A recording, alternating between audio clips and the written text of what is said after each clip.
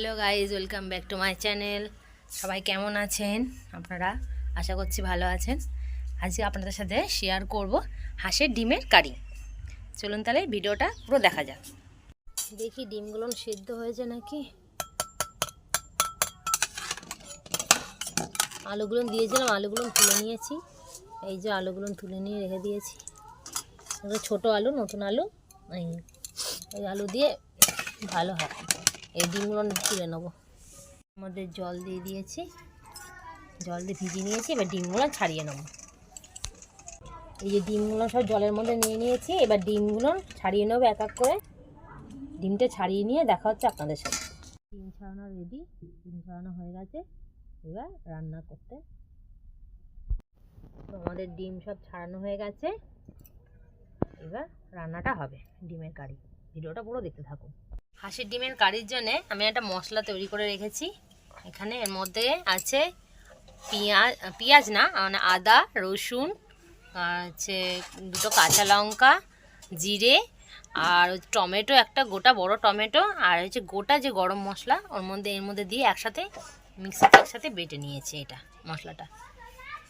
আর এখানে পেঁয়াজটা কুচিয়ে নিয়েছি। ডিমটা নুন হলুদ মাখিয়ে নিই।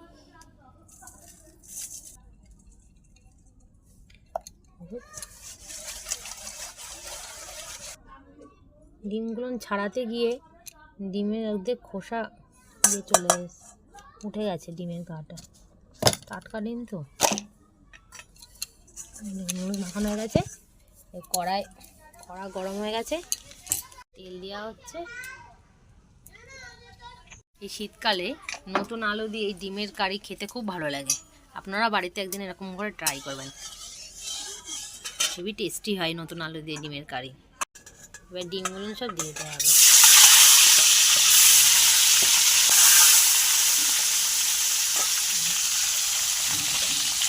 আর ডিমগুলো ভাজা হয়ে গেলে ডিমটা তুলে নিয়ে তারপরে যে নতুন আলুগুলো সেদ্ধ করে রেখে দিয়েছি ওই আলুগুলো ভাজা হবে। ছোটো আলু, এই আলুর দমও খেতে খুব ভালো হয়। ধরুন কড়াইশুঁটি দিয়ে করলে খুব সুন্দর হয় এই ছোটো আলুর দম। ছোটো আলুর দম আপনাদের সাথে একদিন শেয়ার করবো রেসিপিটা। এটা খুবই টেস্টি হয়, রাতে রুটির সাথে খুবই ভালো লাগে। হয়ে গেছে। হাঁসের ডিম বেশি ভাজা যায় না, বেশি ভাজলে রাবারের মতন হয়ে যায়। এগুলো লেগে যাচ্ছে কড়াইতে।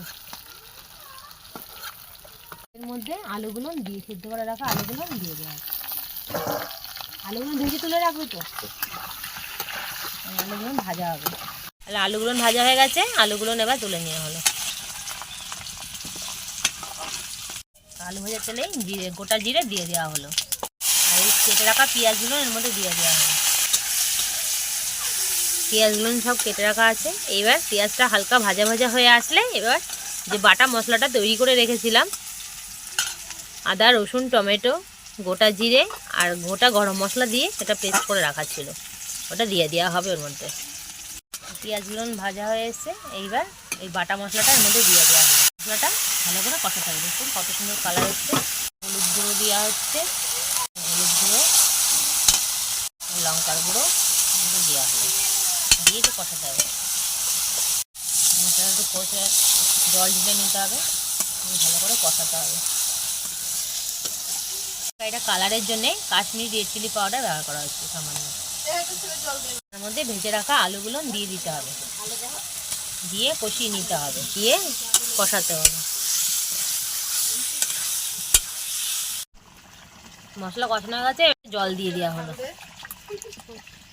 ঝোলগুলো ফুটে এসছে, এবার ডিমগুলো দিয়ে দেওয়া হবে।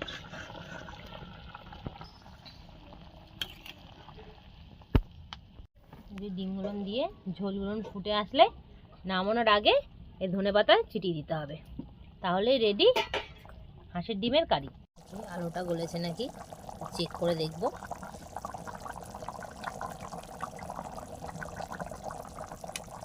সুন্দর আলু গলে গেছে।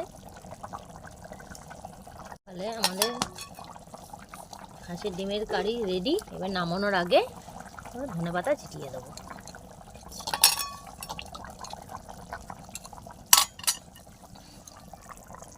তাহলে দেখুন কত সুন্দর কালার এসছে। তাহলে রেডি আমাদের আলু দিয়ে হাঁসের ডিমের। তাহলে আপনারা তো দেখলেনই হাঁসের ডিমের কারি রেসিপিটা ভালো লাগলে অবশ্যই ভিডিওটি like, share, comment and subscribe করে দেবেন। তাহলে আজকের মতন ভিডিওটা এখানে শেষ করছি। টাটা।